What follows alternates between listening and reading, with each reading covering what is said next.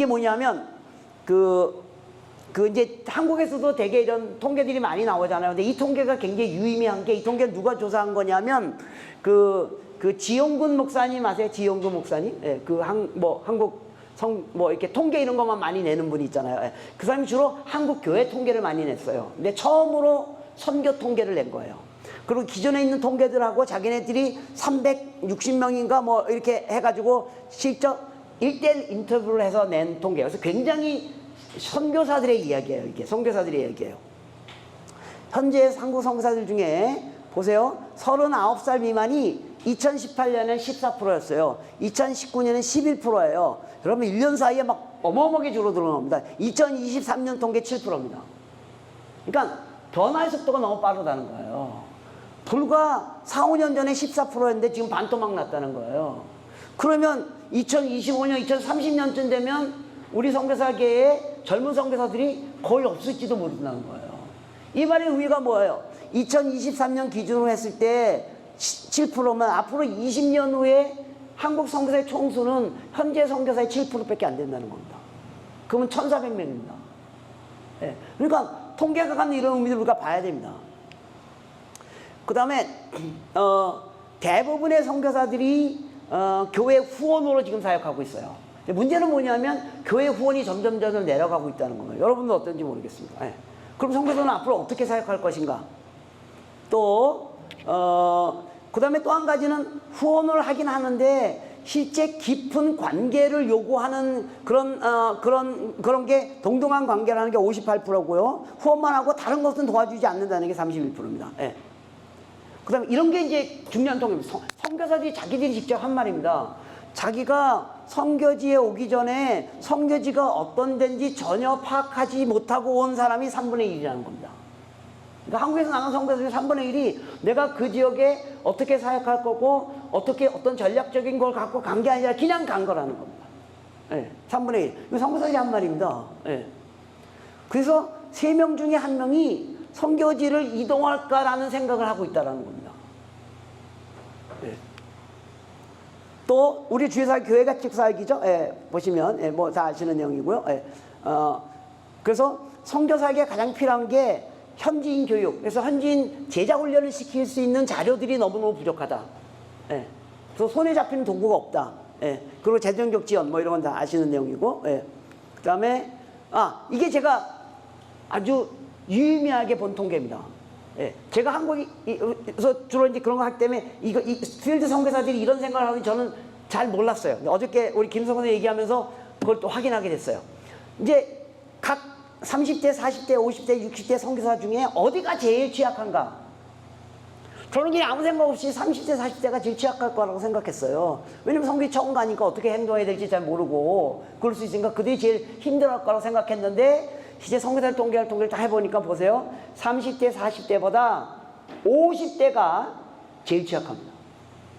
그러니까 개인 생활의 균형에서도 50대가 제일 만족도가 떨어지고요. 배우자와의 관계에서도 50대가 제일 만족도가 떨어져요. 또 자녀와의 관계 속에서도 50대가 제일 만족도가 떨어져요.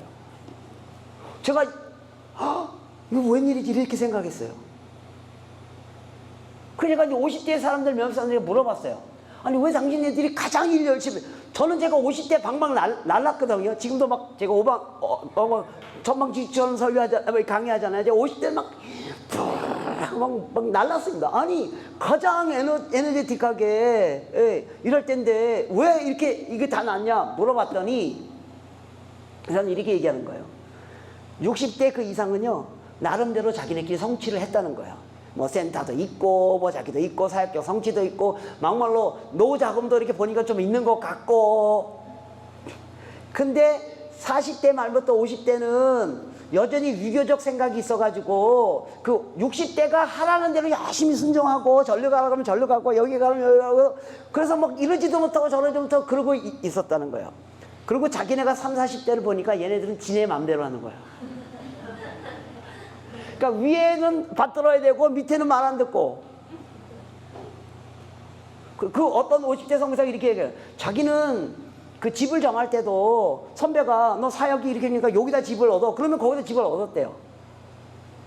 근데 3, 40대한테 야 니네도 그럼 사역제거이니까 여기다 집을 얻어 이렇게 말하라 그랬더니 걔네들이 그분들이 어떻게 하냐면 아이들 학교 먼저 정하고 그 학교 옆에 집을 얻고 그 다음에 사역지를 정한대요. 네. 그러니까 50대가 중간에 껴가지고 굉장히 힘들어하는 사실을 제가 확인했어요. 그래서 제가 이제 제가부터 이제 50대를 도와야 되겠다. 예. 예, 3, 40대는 뭐 지네들이 뭐 내가 뭐라 그래서 뭐 지네들이 알아서 하니까. 예, 예. 그리고 60대 이상은 또 그분들도 알아서 하니까. 예. 그래서 이 40대 말부터 50대를 왜냐면 이분들이 한국 선교의 허리잖아요, 사실은. 예. 고기가 잘 움직여져야지만 이게 제가 봐도 이 문제가 있더라고요. 예. 그다음에 선교 사역 중에 컨설팅을 받은 사람이 16%밖에 없는데 그 대부분이 컨설팅을 받아본 적이 없다는 거예요. 그런데 받았는데 무지무지 도움이 됐다는 겁니다. 예. 그래서 선교사들이 컨설팅을 좀 받는 게 좋겠다. 예. 이게 이 사람들의 레코멘데이션입니다. 예. 그래서 컨설팅이라는 말은 다 단순히 뭐 이래라 저래라 그런 게 아니라 제가 얘기했지만 선교사들끼리 모여서 대화를 많이 해야 됩니다. 그게 컨설팅입니다. 대단히 죄송합니다. 이게 선교사들끼리 모여서 우리 한국 선교사들 모여서 그 선교사 수련회 이런 거 많이 하잖아요. 예. 보면 이제 여러분 컨퍼런스 하려면 이렇게 재정도 필요하잖아요. 기왕에 하는데 이렇게 좋은 호텔에서 그죠? 예. 그러면 이제 한국에서 좀 이렇게 하여간 이렇게 지원도 받아야 되잖아요. 그럼 받으면 또 그 담임 목사님 와서 또 이렇게 쭉 설교하고 뭐 이렇게 해야 되잖아요. 뭐 그런 경우도 그렇게 해도 좋겠지만 그냥 우리가 돈 내고 우리가 좀 허름한 호텔에서 우리끼리 모여서 우리끼리 대화를 해야 됩니다. 우리끼리 할 얘기가 지금 굉장히 많습니다. 그게 일종의 피어 컨설팅입니다. 예, 예. 저는 그 얘기를 여러분 속에 할 얘기 너무 많거든요. 그리고 그게 전략입니다. 그게 전략입니다. 예. 그걸 서로 이야기하고 거기서 샤프닝하고 거기서 전략들을 만들고 여러분 전략은 항상 로컬에서 나오는 겁니다. 저기 한국에서 전략 세우는 거 아닙니다. 전략은 현장에서 나오는 겁니다. 현장에 있는 선교사들끼리 모여서 그리고 필리핀 전략은 필리핀 선교사들이 짜는 겁니다. 예, 여러분들끼리 모여서 서로 얘기하고 대화하고 또 그러면서 거기서 전략이 나와요. 그래서 그 컨설팅이 저는 필요하다고. 그래서 각 지역마다 너무너무 감사한 게 한국 선교사회가 만들어져 있잖아요. 이 선교사회가 펠로십도 좋습니다. 예. 이 선교사 펠로십이 러닝 커뮤니티가 돼야 됩니다. 학습 공동체가 돼야 된다는 겁니다. 예. 그리고 지금은 학습은 굳이 뭐 미국 안 가도 아주 파워풀한 거 다 인터넷에 다 있잖아요. 책, 제가 나중에 책 소개해 드릴 텐데 책 갖고 있고 같이 나누고 현장에서 나온 거 디스커션하고 거기서 전략이 나오는 겁니다. 예. 저는 어디 가든지 제가 제발 현장에 있는 선교사들끼리 모여서 학습 공동체를 만드십시오. 그래서 몇 군데 생긴 데가 있습니다. 예. 그게 꼭 필요하다고 생각합니다. 예. 그 다음에 한국 선교의 문제들, 그 선교사들이 말하는 거예요. 성과주의, 외형주의적 선교. 선교사들이 이 말을 하면서도 여기서 못 벗어나는 이유는 뭘까? 이걸 여러분들이 고민하셔야 됩니다. 왜 우리 스스로 성과주의적으로 외형적으로 하는 선교가 문제라고 말하면서 우리 가운데 계속 그런 일이 일어나는 이유가 뭘까? 그걸 여러분들이 고민하셔야 됩니다. 네.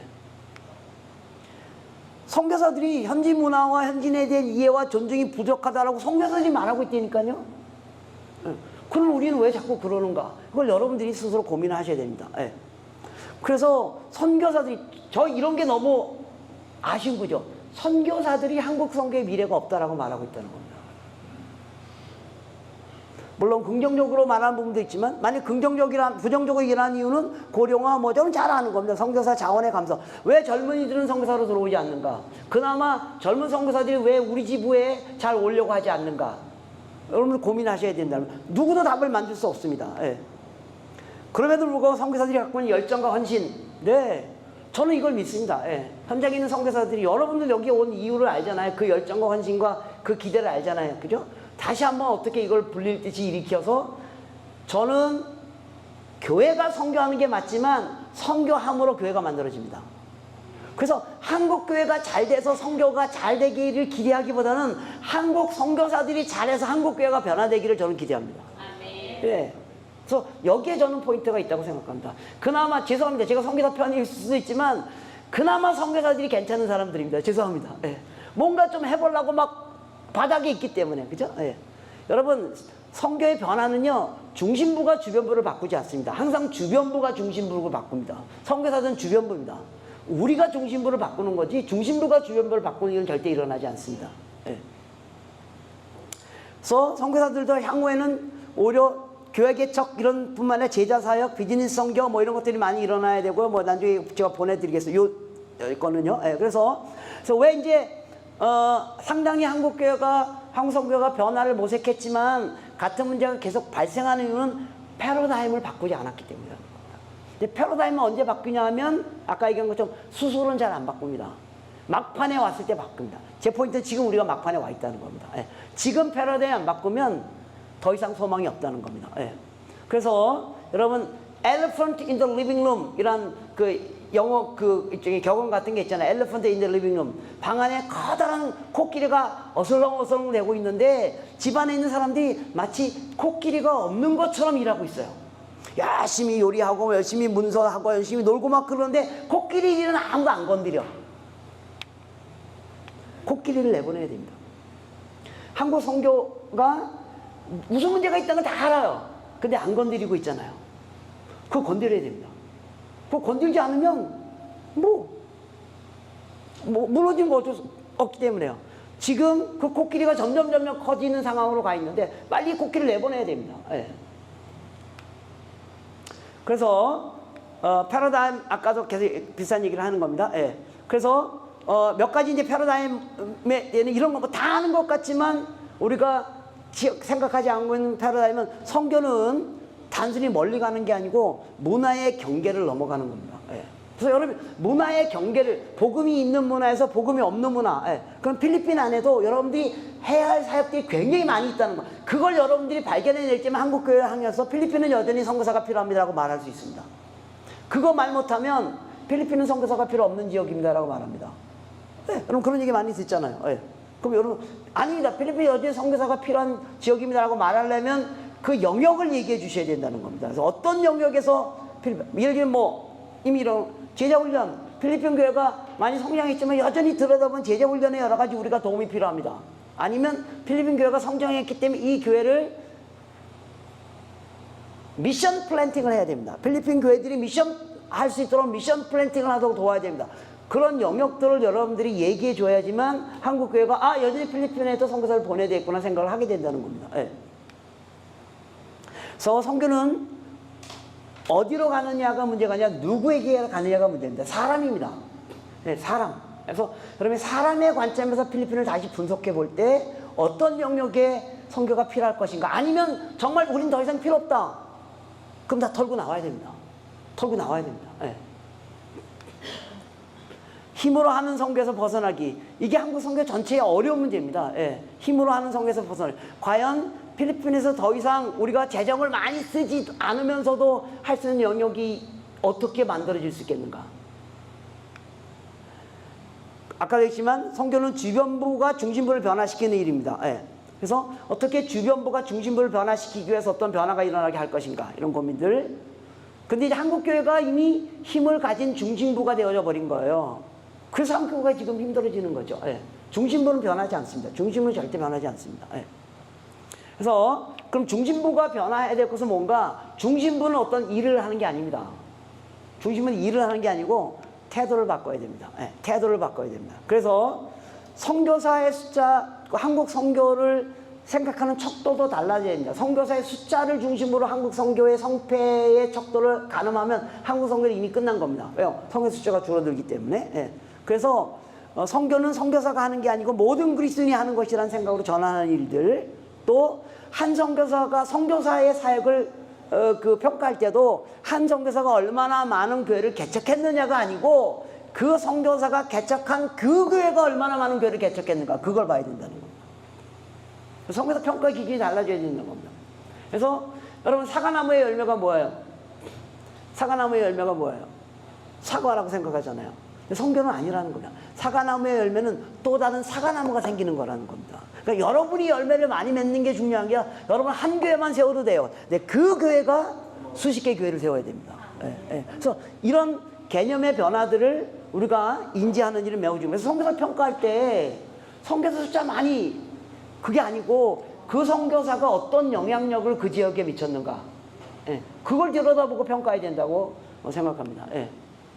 그래서 우리에게 예언자적 상상력이 필요한데 예언자적 상상력을 하기 위해서는 우리가 되게 이제 새로운 핵심 가치, 뭐 어떤 일을 하자 이렇게 되면 한국사는 자꾸만 비전 얘기하고 행동하는 걸 먼저 해요. 예. 근데 그거보다는 태도를 바꿔야 됩니다. 여러분들이 필리핀 교회하고 이제 협력하는 선교 시대에 들어갔다. 그냥 아까 이제 파트너십 합시다. 그럼 필리핀 교회 여러분들이 뭐라고 하냐? 돈 대십시오. 우리가 사람 되겠습니다. 그렇게 갑니다. 그건 협력이 아닙니다. 태도가 바뀌어져야 돼요. 우리가 필리핀 교회하고 친구 관계가 맺어지는 게 굉장히 중요합니다. 친구가 되면 돈 있을 땐 주고 없을 땐 걔네 거 갖다 쓰고. 네. 그래서 태도를 우리가 어떻게 바꿀 것인가. 네. 굉장히 중요합니다. 네. 특히 제가 이거 서구 선교사라고 얘기할 때 이 얘기를 많이 합니다. 서구 선교는요 어떤 새로운 가치가 만들어지잖아요. 그 다음에 비전을 만들어요. 그 다음에 여기 들어가는 게 뭐냐면 돈이에요. 버젯이에요. 그들은 버젯에 플랜이 없는 한 행동하지 않아요.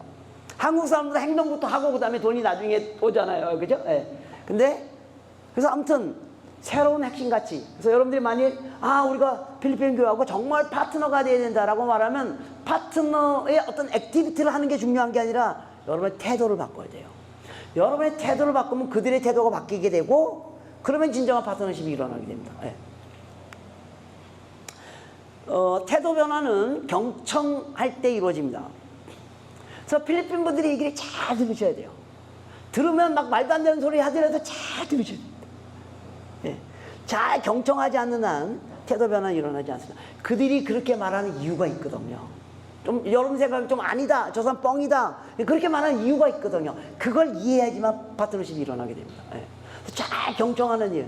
그래서 뭐 자주 만나서 같이 식사하고 대화하고 모임에도 가보고 뭐 오라 그러고 그거 많이 하셔야 됩니다. 경청은 자기 성찰로 이루고 자기 성찰이 가능할 때만 위기 탈출이 가능합니다.